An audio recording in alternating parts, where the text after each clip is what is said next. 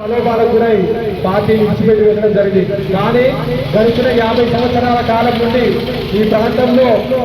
ఈ ప్రాంతానికి సంబంధించిన అభివృద్ధిలో, సంక్షేమంలో, కార్యకర్తలు కాపాడుకోవడంలో ఆ కుటుంబం ముందు వరుసలో ఉండి కార్యకర్తలను కాపాడుకుంటూ ఈ ప్రాంత అభివృద్ధిని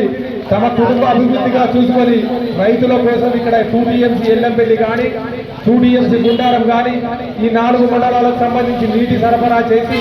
ఈ ప్రాంత రైతన్న కన్నుల్లో సంతోషం చూడడం కోసం పాటుపడినటువంటి కుటుంబం ఆ కుటుంబం. ఈ రోజు వారు మన మధ్య లేకపోయినప్పటికీ వారి ఆశయ సాధన ఏదైతే ఉందో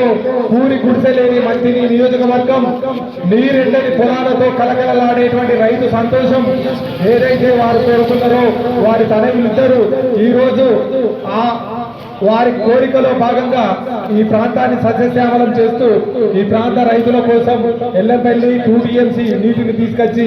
ఈ ప్రాంత రైతాంగం కన్నుల్లో సంతోషం నింపారు. మీ ఆశయ సాధనకు సంబంధించి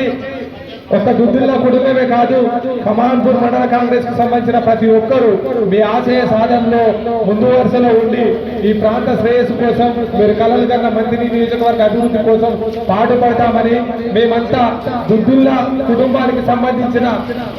గుర్తింపు కోసం కుటుంబ సభ్యులుగా అవడానికి మాకు అవకాశం కల్పించినందుకు మేమంతా